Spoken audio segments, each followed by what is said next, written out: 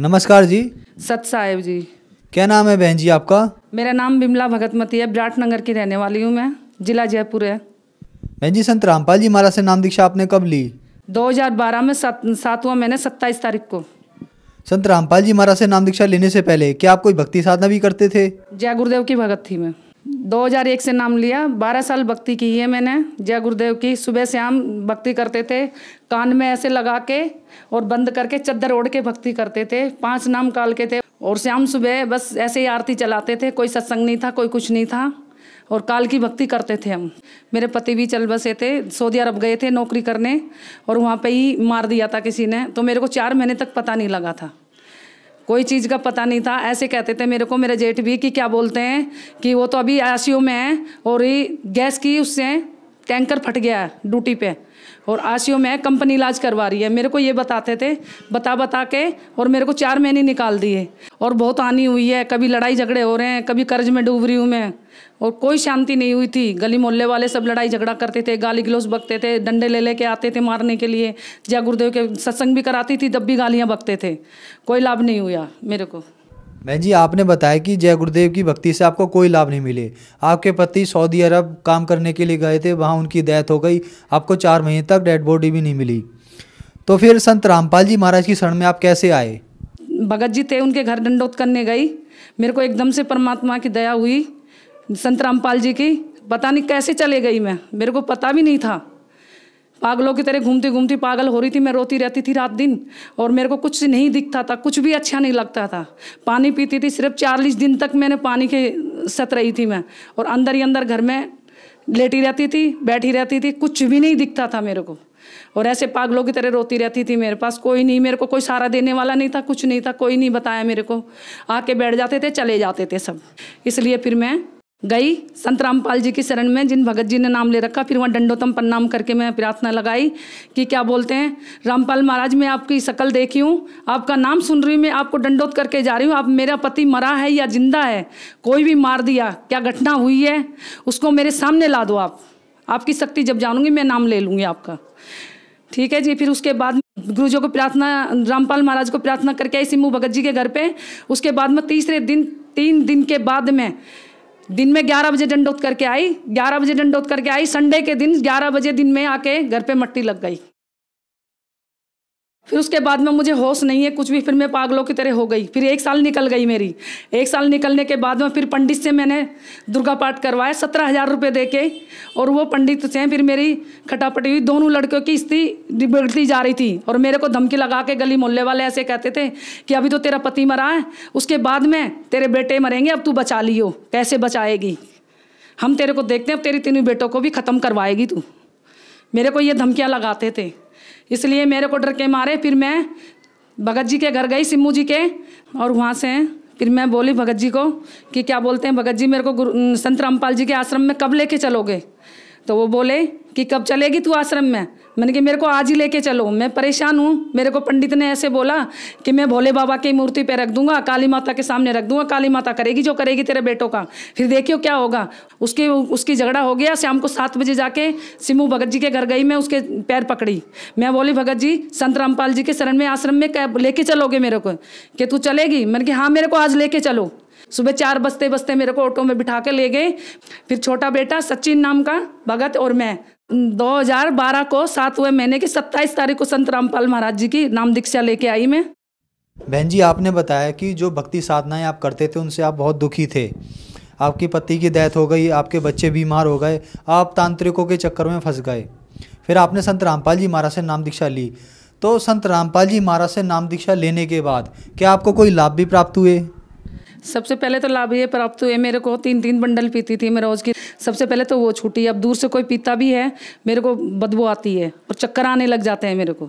उसके बाद में सर मेरे को सबसे पहले ये लाभ हुए, मेरे पति की बॉडी नहीं मिली थी सऊदी अरब में, ना मेरे को पता था मरे हैं कि जिंदे हैं, कोई पता नहीं था मेरे को, कोई बताता नहीं था मेरे को। तो मैं जाके संत रामपाल जी महाराज की मैंने फ़ोटो देखी सिम्मू के घर पे टीचर हैं वो, उनके घर पे देखी मेड़के हैं वो, ठीक है जी। उनके घर पे जाके मैंने दंडोत करी और प्रार्थना लगाई। संडे के दिन में 11 बजे, शुक्रवार को दंडोत करी मैंने, प्रार्थना लगाई इनको, और संडे के दिन में 11 बजे आके मेरे सामने बोटी लग गई है। ये पता नहीं था मुझे मरे हैं कि जिंदे हैं। मैंने ये बोला था गुरुजियों को, तो गुरुजी आप शक्तिमान हो तो मेरे को ये शक्ति दिखा दो। फिर मुझे विश्वास हुआ कि पूर्ण परमात्मा है। तीसरे दिन ही डेड बॉडी जो फंसी हुई थी वो ला दी। 4 महीने से मुझे किसी चीज़ का भेद नहीं था। उसको बाद में फिर मैं पागल सी हो गई, एकदम से रोती रहती थी पागलों की तरह। मेरे को कोई ना मेरे पास से बैठता था, ना मेरे को पूछता था, कुछ भी नहीं बोलते थे, ना मेरे को खाने के लिए पूछते थे। जो मैं पागल सी हो गई थी मेरे आदमी को मरने के बाद में, वो ठीक हुई मेरी स्थिति, उससे ठीक हो गई मैं। उसको ठीक होने के बाद में फिर कर्जे में डूबी हुई थी मैं। कर्जे में मेरे को ऐसे कहते थे कि मकान बेच के जाएगी। तो संत रामपाल महाराज जी ने दया करी, बोले बेटा मकान नहीं बिकेगा। एक बहन का लड़का था रणबीर, उसने भी नाम लिया था गुरुजियों का। वो आता था मेरे पास, खर्चा डालता था। परमात्मा ने उसको शागिर्द बनाए थी। उसको पैसे परमात्मा की ऐसी दया हुई, धीरे धीरे मेहनत करके दोनों बेटों ने करी, मैंने करी मेहनत करके उसका कर्ज हमने उतार दिया। जिनका कर्ज था वो भी परमात्मा ने, संत रामपाल जी महाराज ने उतरा दिया कर्जा। कर्जे से हम बिल्कुल फारिग हो गए। कर्जे से फारिग होने के बाद में गुरुजियों को बोली, गुरुजी झोपड़ी के प्लस्तर नहीं हो रहा है, गुरुजी मेरे पास तो पैसे भी नहीं है और 7,000 रुपये रखे हैं घर पे। गुरुजियों ने बोला रामपाल महाराज ने कि क्या बोलते हैं बेटा, 7 लाख रुपए हैं, 7,000 रुपये नहीं है, जा झोपड़ी का काम चला दे। परमात्मा तेरी साथ हैं, गुरुजी तेरी साथ हैं और तेरी दया करेंगे। खाने को दाने भी नहीं थे, खाने के लिए भी मोहताज हो गई थी, काम धंधे सब छूट गए थे। और संत रामपाल जी महाराज ने ऐसी दया करी जो कि प्लस्तर भी हुआ, टैल भी लगी और सारा काम हो गया, नीचे मार्बल हो गया। फिर ठेकेदार को सिखा के और अड़ोसी पड़ोसी उसको भेज दिए। फिर उसके बाद मेरे पास पैसे खत्म हो गए। फिर मैं गुरुजियों को बोली कि गुरुजी मेरे पास पैसे नहीं है, कि बेटा मालिक दया करेंगे सब आ जाएंगे पैसे, तेरा काम हो जाएगा। फिर एक भगत ने मेरे को 8,000 रुपये दिए, एक भगत ने मेरे को 15,000 रुपये दिए। परमात्मा ने ऐसी, गुरु महाराज जी ने ऐसे दया करी जो सारा काम संत रामपाल जी महाराज ने। और फिर देखते रह गए अड़ोसी पड़ोसी सब। जो ठेकेदार भाग के गया था वो भी देखता रह गया। वो सोचा था कि क्या बोलते हैं इसका काम नहीं होएगा, अब ये काम बीच में रह जाएगा। और मालिक ने ऐसी दया करी, संत रामपाल जी महाराज ने सारे काम करके दिखा दिए। उसके बाद में फिर लड़कों की काम धंधा सब लग गया। मालिक ने ऐसी दया करी। फिर कर्ज था बहन के लड़के का, वो भी दे दिया। फिर अड़ोसी पड़ोसी का कर्ज था, वो भी दे दिया। और उसके बाद में मथुरा गई थी मैं आर्टिफिशियल सामान लेने, पजेब तोड़ियाँ लेने और बिछुआ लेने, चूड़ियाँ लेने। तो चूड़ियाँ लेने के बाद में उस दिन 15 मार्च को मार्केट बंद थी, मुझे पता नहीं था, मथुरा में गई थी। बड़ा लड़का था मनोज नाम का, उसका मेरा बल्लमगढ़ में आके एक्सीडेंट हुआ शाम को 7 बजे। जब भी लड़के को ऐसे लिटा दिए, मेरे सर पे से चादर उतार दिए, सोल उतार कर उसको ढक दिए और अंगूठे दोनों बांध दिए लड़के के, जैसे संसारे में बांधते हैं। बांधने के बाद हम फिर मैं संत रामपाल जी महाराज से प्रार्थना लगाई, हे मालिक, मैं जय गुरुदेव की भक्ति से गई थी, पति को खो के गई थी मैं, पति खत्म हो गए थे, उसके बाद में आपकी भक्ति ली थी, ये होने वाला था, तो आप इसकी शादी क्यों की? फिर बहू ने फ़ोन मिलाया कि आप कहाँ पे हो? मैं बोली हम ठीक हैं, हम कहाँ पे नहीं हैं, तू घबराए मत। तो बहू बोली नहीं, कुछ ना कुछ बात हो गई है, मेरे को क्यों छुपा रहे हो मेरे से, मेरे वीडियो कॉलिंग पे बात करवाओ। जब मैं गुरुजियों को प्रार्थना लगाई झोली फसार के कि मालिक ये क्या होने होता, गुरुजी वहीं पे प्रकट हो गए, संत रामपाल जी महाराज। संत रामपाल जी महाराज प्रकट होके और लड़के को सोते हुए को आशीर्वाद दे के उठाए। फिर उसके बाद मेरे को आशीर्वाद दिया गुरुजियों ने। फिर लड़का बोला मम्मी तेरे कहाँ लगी है? मैं बोली बेटा मेरे कहीं नहीं लगी है। फिर लड़का बोला चल तो चल। फिर घर पे आ गए। घर पे आने के बाद में गुरुजियों का संत रामपाल जी महाराज का इमृत जल दिया मैंने। इमृत जल देने के बाद में गुरुजियों को दंडोतम प्रणाम करके और इमृत जल दिया। फिर 5 बजे तक लड़का सोता रहा।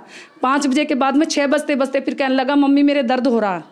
फिर हम भी घबरा गए कि मालिक का इमृत जल दे दिया हमने, मालिक की दया हो गई संत रामपाल जी महाराज की। मगर एक बार हॉस्टल के अंदर ट्रीटमेंट इसका करवा लेते हैं। परमात्मा की ऐसी, संत रामपाल जी महाराज की ऐसी दया हुई जो वहाँ जाके डॉक्टर 1-1 मिनट में, 1-1 सेकंड में, 10-10 मिनट में डॉक्टर आ गए। सारा चेकअप हो गया, पूरी मशीन का चेकअप हो गया, मेरा भी हो गया, लड़के का भी हो गया, कुछ नहीं आया। फिर उसकी सास आई हॉस्टल के अंदर, बोली अपने गुरु को नहीं छोड़ेगी? मैं बोली मैं नहीं छोड़ूंगी गुरु को, मैं सबको छोड़ दूंगी, गुरु को नहीं छोड़ूंगी। गुरु के पीछे तो संत रामपाल जी महाराज के पीछे तो आज ये बेटा जिंदा है, नहीं तो मेरे बेटे को रात को ही मैं खो देती, आज मट्टी लग जाती। फिर उसके बाद में बहू के 2 महीने बाद बच्चा आने वाला था गर्भ से। 2 महीने के बाद फिर प्राइवेट हॉस्टल ले गई मैं। बहू की हालत हो गई ज़्यादा गंभीर, हॉस्टल ले गई। हॉस्टल ले जाने के बाद में डॉक्टरों ने ऑपरेशन बोल दिया शाम को 4 बजे। रात को 2 बजे हम लेके गए हॉस्टल, प्राइवेट हॉस्टल। मेरे पास 15,000 रुपये पड़े थे, वो जमा कर ली डॉक्टर ने, 1 रुपये भी नहीं छोड़ा मेरे पास। लड़के को पता था, मेरे को पता नहीं था, डॉक्टर ने नहीं बोला था कि ऑपरेशन होएगा।